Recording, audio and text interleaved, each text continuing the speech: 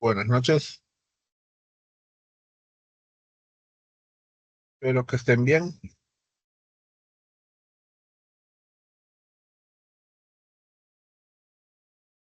Vamos a continuar entonces con el contenido de la clase. No sé si tienen alguna duda o consulta de momento.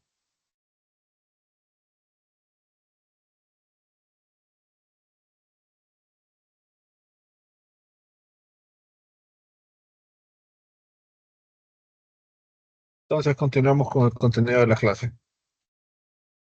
Pero la vez pasada creo que nos quedamos viendo específicamente cuáles eran los gases de efecto invernadero, ¿verdad? Y hay algo que todos los países se han comprometido específicamente a realizar, que son sus inventarios de gases de efecto invernadero. Es como una forma de medir la contribución que cada uno de los países tiene alrededor de ese elemento. Esta es la contribución, o se le llamaba, híjole, se me olvidó el nombre. Eh, no recuerdo ahorita. Pero es como la estimación total de la emisión de gases. Y en 1995 Honduras, aproximadamente el 86,01 de lo que emitía era dióxido de carbono. Un 11,07% era monóxido de carbono, óxido nitroso, que es el siguiente, un 0,01%, óxidos nitrosos 0,90%, metano 0,48%.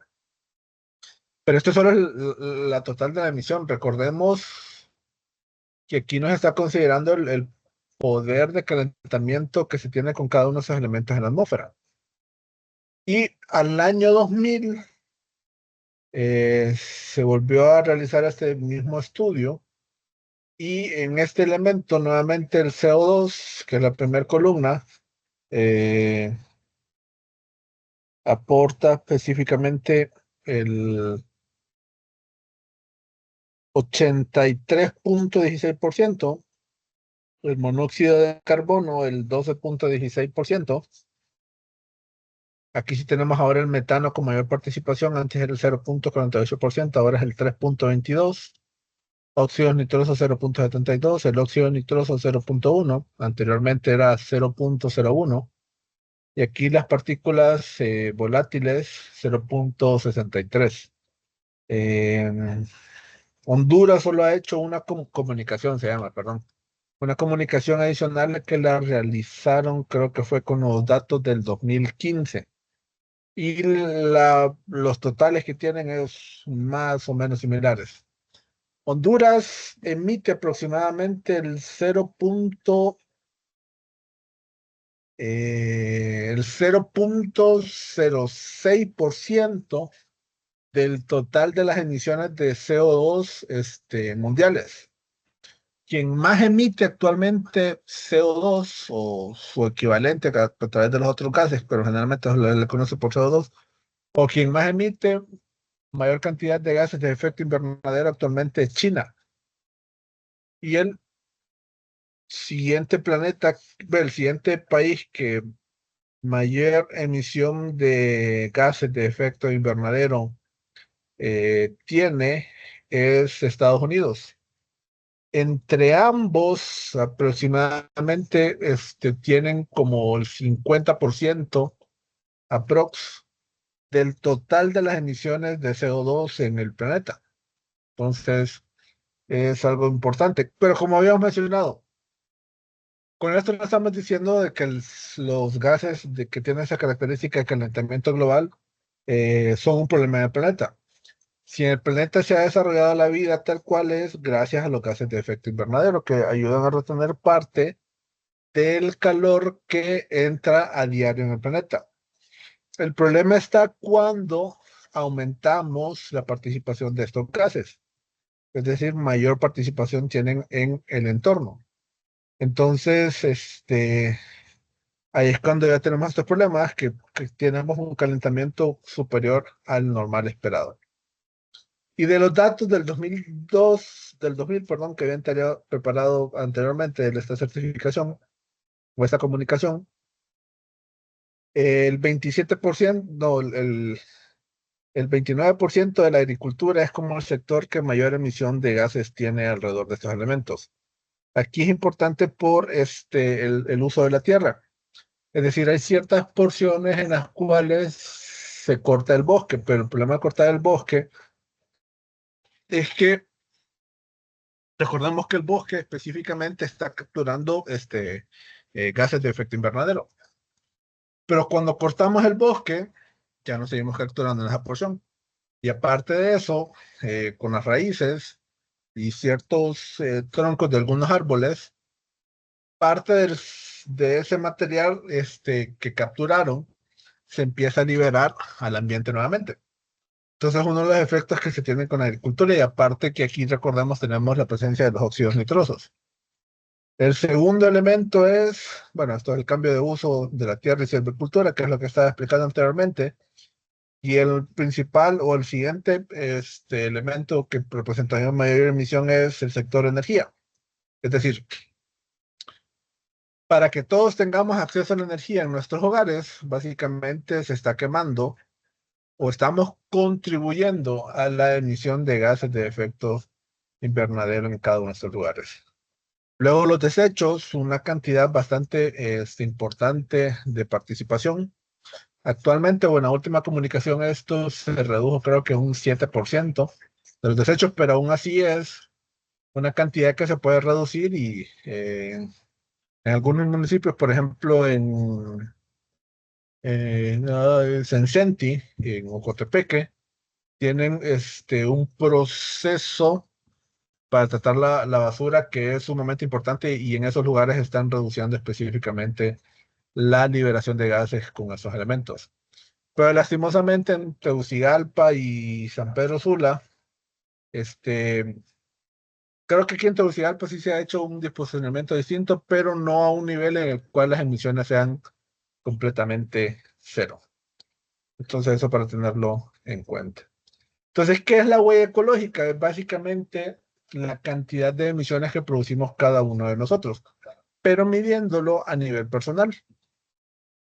Entonces, se llama una huella ecológica primaria y una huella ecológica secundaria. De la primaria son aquellas acciones mediante las cuales nosotros somos directamente responsables. Por ejemplo, si conducimos un vehículo, cada vez que lo encendemos, se están emitiendo gases de efecto invernadero al ambiente. Cada vez que encendemos una luz, se están emitiendo gases de efecto invernadero al encender dicha luz. No es que la luz sea el problema, sino que quien está produciendo la energía tiene que poner a trabajar una máquina que probablemente está emitiendo gases de efecto invernadero. Vamos a ver un poco más adelante que estas centrales que emiten gases son, por ejemplo, las que dependen de combustible. Y que, por ejemplo, en países como Costa Rica o Paraguay, que casi el 100% de su energía no depende de fuentes fósiles, entonces allí prácticamente no tienen esta coincidencia. Pero nosotros sí tenemos específicamente dicho elemento en cada uno de estos lugares. Y la huella secundaria, gracias, la huella secundaria es específicamente aquel elemento que depende específicamente o indirectamente por nuestras acciones. Es decir, por ejemplo, creo que todos tenemos un celular, ¿verdad? Entonces, pero el celular no es producido aquí en Honduras, sino que ese celular es producido, qué sé yo, en Asia. Pero en Asia, no específicamente en todos esos lugares, existe una casa donde están todos los elementos, ¿no? Por ejemplo, no es que Samsung, Apple y todas las demás marcas, donde están ensamblando específicamente ahí se hicieron. Entonces, hay un conjunto de acciones que están emitiendo gases de efecto invernadero que contribuyen específicamente a la huella secundaria que tenemos para cada uno de estos elementos. Permítanme un momento.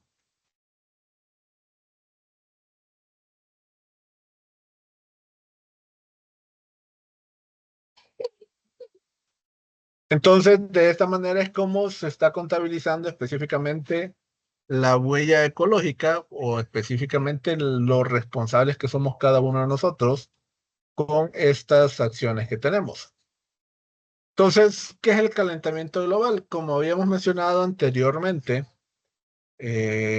cuando nosotros aumentamos la participación de los gases de efecto invernadero, estamos aumentando la capacidad que tiene la atmósfera para recibir calor. La imagen que está a la izquierda representa condiciones mediante las cuales la participación de estos gases es reducida.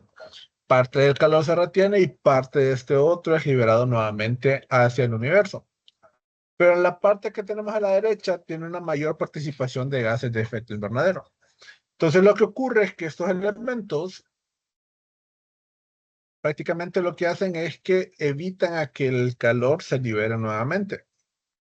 Entonces al evitarse, como son una cantidad algo superior, entonces estamos aumentando la capacidad de la Tierra en retener el calor. Y eso es específicamente lo que ocurre o la acción mediante la cual funciona cada uno de estos elementos. Entonces, Watt James decía que nosotros estamos básicamente cambiando específicamente la forma mediante la cual funciona nuestro planeta. Y a veces no nos damos cuenta que el planeta no tenemos como una opción para irnos a otro lugar una vez que en este lugar no tengamos las condiciones propias. Que no estoy diciendo que es algo que va a ocurrir pronto, pero si no tomamos acciones para tratar de reducir los gases de efecto invernadero, entonces va a haber un momento en el cual ya no vamos a tener condiciones para seguir existiendo en este entorno. Entonces, es algo en lo cual nosotros sí debemos de poner atención para tratar de reducir dicha cantidad. Ahora, hay ciertos sectores que confunden este elemento con las glaciaciones que ocurren en la Tierra, o que se intuyen o infieren que han ocurrido en la Tierra, porque si observamos cada 18.000 años, es como un periodo de tiempo mediante el cual no ha existido humanidad, ¿verdad? Para decir que eso ha ocurrido, pero en realidad lo que ocurre en cada uno de esos lugares es que en primer lugar no sabemos cómo ocurren esto. Probablemente son fenómenos que ocurrieron y que puede ser de que acaben con la población en dicho lugar o sinceramente desconozco. Pero es algo que desconocemos y que si observamos, si hablamos de glaciación, como si lo que estamos teniendo en la actualidad es como que mayor calor, ¿verdad? Alguien mencionaba que la concentración de gas del CO2, si superaba las 400 partes por millón, íbamos a llegar a niveles que era difícil regresar. Pero con el aumento que tenemos en la participación de gas, petróleo, carbón, lastimosamente estos valores han ido aumentando. Y esto es algo que se ha estado observando en el laboratorio de Manoa Lao en Hawái, el cual empezó a medir las concentraciones de CO2 a partir de 1958. Entonces, lo que se observa con estos valores es que hemos alcanzado específicamente dicho valor y que ya lo hemos superado. Creo que con la gráfica que se presenta aquí, no me recuerdo si estaba superado, pero creo que sí, era aproximadamente una época anterior a esto. Antes de la revolución industrial, la concentración que se tenía, que se intuye en función de ese valor, era aproximadamente 280 partes de millón. Pero hemos estado en un constante incremento con cada uno de estos elementos y en los últimos años también el incremento ha ido creciendo y creciendo una vez más. Aquí se menciona que es 2.1 partes por millón año a año, pero creo que en la actualidad el crecimiento ha sido un tanto superior. Y esta gráfica que tenemos aquí es ya específicamente los valores que se observan en dicho laboratorio. Eh, Como mencionábamos, a partir de 1958, si observamos, tiene como un comportamiento de crecimiento, ¿verdad? Ahora, algo que ocurre en función a cada uno de estos elementos es que observemos que tiene valores máximos y mínimos relativos, ¿verdad? Entonces, podrían decir cómo es que esto ocurre o si esto es posible que suceda con estos elementos. Sí es posible, recordemos que tenemos las estaciones del año. Mencionábamos que en verano, en primavera y verano hay mayor crecimiento de la vegetación, entonces hay una mayor captura, entonces un mínimo relativo. Y en otoño e invierno la vegetación no crece tanto, entonces tenemos un máximo relativo. Entonces, en función a eso es que este valor irá aumentando. Pero si observamos el comportamiento que tiene es en crecimiento. Es decir, que la participación o el aprovechamiento que hemos tenido de los gases cada vez está generando mayor dependencia. Y creo que esa cantidad de las 400 partes por millón se superó, perdón, alrededor de de 2013. En ese año se superó específicamente esa cantidad de las 400 partes por millón. Entonces, ante estos elementos, básicamente lo que vamos a tener es cambios en las condiciones climáticas regionales y probablemente también, aunque eso es relativo en función a ciertos lugares, el aumento en el nivel del mar. Ahora, se preguntarán, no sé si ustedes saben la diferencia entre estado del tiempo y el clima. El estado del tiempo, y creo que es algo que se ha hecho popular en las noticias, va alguien y nos dice cuáles son las condiciones que vamos a tener específicamente en las siguientes 12 a 24, 48 horas. Es como una predicción de lo que va a ocurrir. Pero cuando nosotros nos referimos al clima, lo que estamos hablando es en función al tipo de características que se han venido marcando específicamente en los últimos 15 a 20 años hacia atrás. Por ejemplo, la temperatura promedio. En Tegucigalpa es aproximadamente 21 grados. No sé cuál sería la temperatura en cada uno de los lugares que ustedes viven. La cantidad de lluvia que se tiene también. Todos esos elementos que han marcado la fecha específica en la cual empieza a llover y cuándo termina de llover o cosas por el estilo. Pero como hemos observado en el tiempo que ha pasado, cada vez estos elementos están variando en gran manera. Entonces, ¿cómo podemos estar seguros de que el incremento de estos gases de efecto invernadero tiene alguna relación con estos fenómenos? Y la respuesta tal cual es que no podemos estar completamente seguros, porque hay muchos elementos que están contribuyendo a estos elementos. Pero si observamos conforme a estos elementos van en aumento, se tiene una mayor participación de estos fenómenos en el entorno, produciendo así el cambio climático. Como decimos, las características que teníamos en los últimos 15 a 20 años ya no son exactamente iguales. Y por eso es que se refiere a ese término de cambio climático. Entonces, estas naturalezas están cambiando. Antes, no sé si recuerdan o si han oído alguna vez que el 3 de mayo era la fecha en la cual empezaba a llover específicamente en todos los lugares. Y actualmente eso no ocurre así. Este año creo que acá en Tegucigalpa hubo una lluvia bastante fuerte, pero los demás días no llovió. Y creo que pasaron como 2 o 3 semanas en las cuales no hubo ningún fenómeno asociado con lluvia. Entonces son esas características que estamos determinando o observando que se están produciendo. Entonces hay ciertos factores en el aspectos climáticos que han ido variando y que debido a esa variedad es que ya hablamos de un cambio climático. Por ejemplo, ¿qué efectos han variado? No sé si ustedes han escuchado o han oído hablar del fenómeno de la niña o el fenómeno del niño. Eh, Esto básicamente ocurrió porque unos pescadores en el Ecuador observaron como un grupo de peces que habían muerto. Entonces, todos decían que era una manifestación de que el niño Jesús iba a venir, por eso se le conoce como el fenómeno del niño. Pero en realidad, cuando hablamos del fenómeno del niño o fenómeno de la niña, a lo que nosotros nos referimos es a las temperaturas del Océano Pacífico. Cuando tenemos un aumento en las temperaturas del Océano Pacífico, entonces nos referimos a que se va a evidenciar un fenómeno del niño. Y generalmente para nuestras condiciones actuales, cuando tenemos un fenómeno del niño, rara vez eh, tenemos exceso de lluvias en nuestro entorno.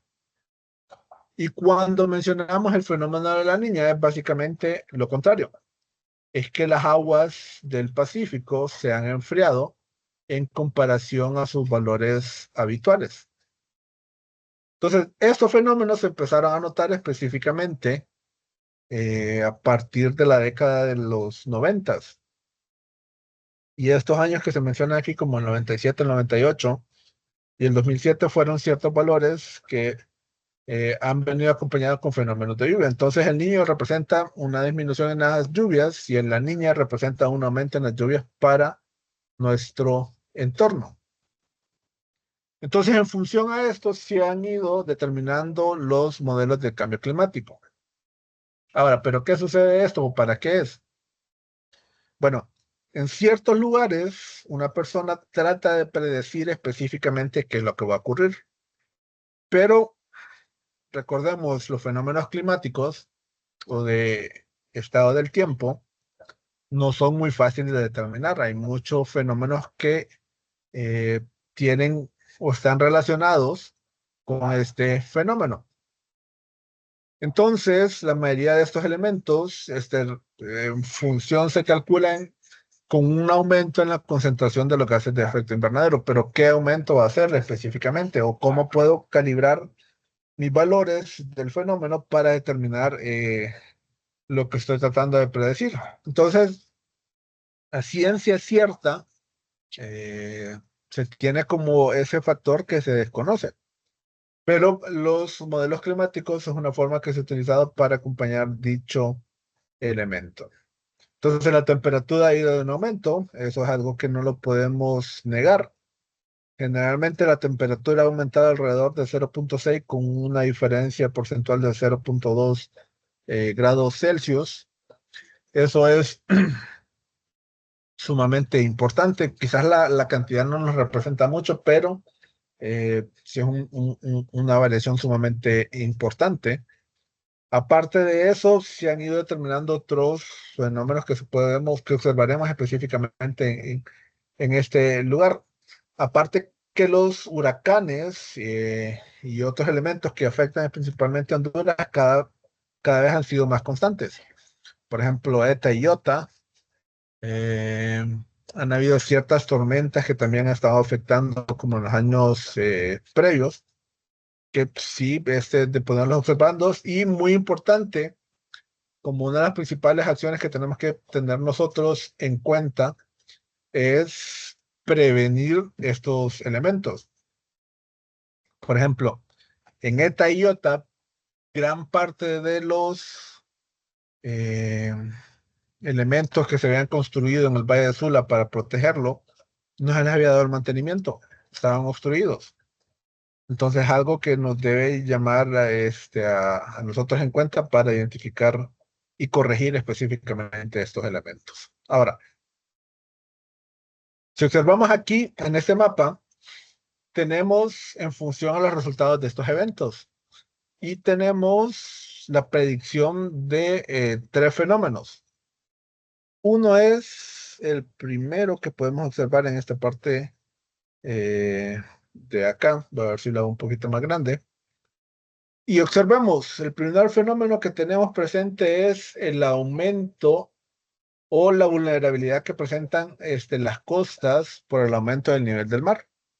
O sea, todas las costas del Océano Atlántico que tenemos actualmente en Honduras van a tener esos problemas con el aumento del nivel del mar. Después tenemos el tercer fenómeno y es un aumento de las precipitaciones e inundaciones. Y esto es sumamente importante. O sea, no necesariamente nos está diciendo que mayor cantidad de días vamos a tener lluvia.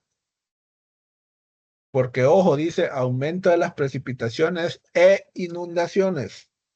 Y es algo que ha venido ocurriendo. Por ejemplo, no sé cuántos de ustedes recuerdan el Mish, o no sé si ustedes ya habían nacido, pero la cantidad de agua que llovió en esos fenómenos en los que se degradó de huracán a tormenta tropical, a depresión, la cantidad de agua que cayó aquí en Tegucigalpa fue una cantidad sumamente importante. Pero, por ejemplo, en fenómenos posteriores, una lluvia que ocurrió creo que fue en 2007, en aproximadamente 2 horas en Tegucigalpa llovió la misma cantidad de lo que había llovido en 3 días. Entonces, ¿cómo era posible que en 2 horas había llovido lo que había llovido 3 días y 3 días del fenómeno del Mitch? Me acuerdo que en esa vez se inundó el cruce de aguas ahí que está por la Universidad Pedagógica cercano a la Teletón. Y ahí no, o sea, y ahí el problema era que la cobertura o el espacio para que circulara el agua básicamente era poco. Gracias a Dios se pudo aumentar ese tamaño, pero esos días estuvo cerrado por allí ese paso en ese lugar. Entonces fue un problema que también tuvimos en ese lugar. Y si observamos, el último elemento es el último fenómeno que tenemos de más sequías. Y es algo que sí se observará específicamente en nuestro entorno o que ya estamos observando. Por ejemplo, de los meses de febrero, marzo y abril, eh, no sé si alguna vez se han preguntado cómo se producen esos incendios. Y si muchos de estos incendios se producen específicamente por una persona que inicia el incendio. Pero en abril especialmente lo que ocurre es que la humedad relativa es sumamente baja. Es decir, cualquier persona, ya sea un vidrio o fenómenos calientes que ocurren en dichos lugares, inician los incendios. Entonces, para tratar de controlar dichos incendios, generalmente lo que se hace es que las tierras alrededor de estos puntos se tiene como un corte del césped, pero lastimosamente no todas estas zonas en Honduras son tratadas de igual manera. Entonces, un incendio que quizás era para una área chiquita o corta, termina siendo de kilómetros cuadrados. Entonces, todo lo que he dicho son situaciones que se pueden solventar o que debemos solventar, pero que lastimosamente no hemos hecho la tarea para poderlo solventar en cada uno de estos elementos. Esto prácticamente es lo que he mencionado anteriormente. Ahora, de estas propuestas, creo que se han hecho ciertos elementos y vamos a tener ciertos temas que vamos a ir tocando específicamente en los próximos parciales. Por ejemplo, el próximo parcial vamos a ver el tema de la energía y el tercer parcial vamos a ver específicamente energías renovables. Pero tenemos, por ejemplo, lo que es el cambio climático en Honduras. Y aquí específicamente lo que tenemos es que las autoridades están con cierta precisión por tomar ciertas medidas para tratar de controlar dicho elemento, para que las inundaciones, cuando tenemos estos elementos, no ocurran, para que hagamos un correcto manejo de la basura nosotros, que de eso sí somos responsables toda la población, no es de tirarle toda la culpa a las alcaldías cuando esto ocurre. Generalmente los dragantes siempre están obstruidos, y eso, aunque no hayamos sido nosotros que tiramos la basura en ese lugar, somos responsables por cada uno de estos elementos. Entonces, aquí tenemos dos acciones en las cuales sí estamos interesados que ustedes conozcan. La primera es la mitigación. ¿Qué es la mitigación? Ya no emitir específicamente la misma cantidad de gases de efecto invernadero. Por ejemplo, en mi casa, si estamos en un lugar, tratar de estar en un lugar conjunto. No para que en cada uno de esos lugares haya un televisor encendido, una lámpara encendida, quizás una computadora encendida, un celular conectado. No sé si tienen aires acondicionados en sus casas o ventiladores también, para tratar de alimentar o limitar específicamente todos esos elementos de esta forma. Es tener un uso racional. Y cuando hablamos de ración nacional nos referimos al razón de la energía. Y también de aprovechar los biocombustibles, que esto lo vamos a ver específicamente un poco más adelante. Y la otra forma que se tiene para tratar de manejar la energía con cada uno de estos elementos tiene que ver específicamente con la adaptación. ¿Qué tiene que ver la adaptación? Bueno, hay ciertas situaciones en las cuales en los próximos años es sumamente imposible que nosotros las podamos delimitar o controlar. Entonces, ¿qué podemos hacer? Adaptarnos. Por ejemplo, si nuestra casa está cercana a una zona donde hay inundaciones, la adaptación quizás sería tratar buscar formas para desviar el posible tránsito que tiene el río. O la opción mejor sería buscar las opciones para intentar vivir en otro lugar. Naturalmente, esto no es fácil decirlo, pero no es fácil quizás llevarlo a cabo. Pero es algo que se tiene que realizar de esta forma. Otra forma de adaptación es, yo tenía un tipo de sembrada en alguna zona y ya no puedo hacerlo porque las temperaturas no me lo permiten.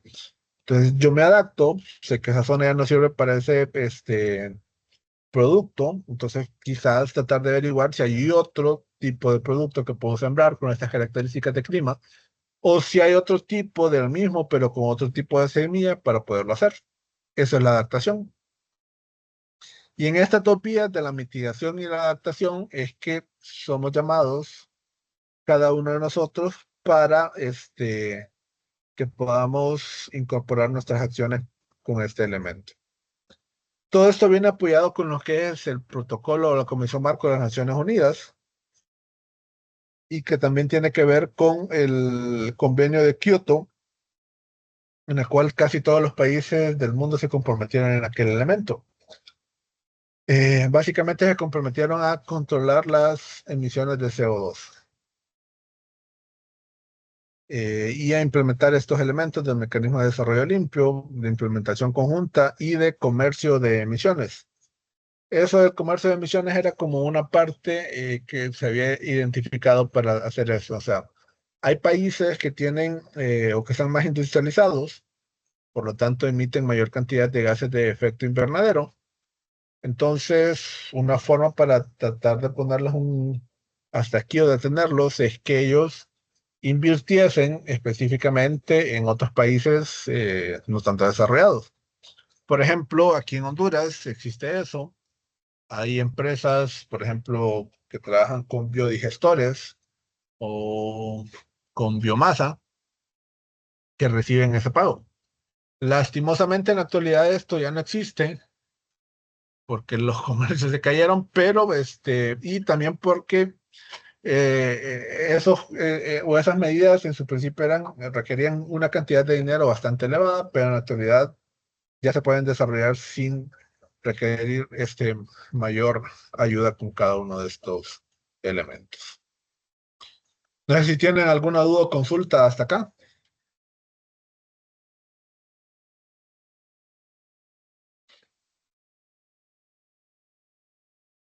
Si no, entonces quedamos por aquí. Les voy a compartir los videos tanto de la semana anterior como de esta. Pronto, ya los estoy subiendo, ya subí los de la semana pasada. Y ahorita solo terminamos la conversación acá y descargo el video y les envío el correo de ser posible hoy mismo.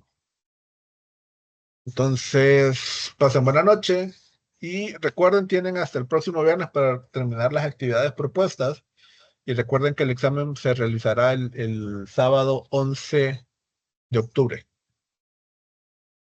Así que tengan buena noche y disfruten también del periodo que están o que estamos viviendo todos actualmente. Pasen buena noche. Gracias. Saludos. Licenciado, una pregunta. ¿Sí? La actividad 3 ya está para realizarla. Es que la fecha aparecía otra fecha. Fíjate Incluso que yo le no he escribí a revisado usted, todavía, pero... pero ahorita voy a Ah, meterme ok. y validar eso. Solo es la 3, ¿verdad? Pues creo que sí. ¿Eh? Sí, sí, sí, solo la 3. Ah, ok. Ahorita te lo valido. Bueno, Y probablemente fue que yo cambié la fecha, pero no me fijé en el año, fíjate. bueno. Puede haber Gracias. ocurrido ese error de mi parte, porque todas las demás actividades las modifiqué y creo que sin problema, pero eso, creo que fue eso que no me fijé en el año. Ok, está bien. Gracias, Cheque. licenciado. Saludos. Bueno.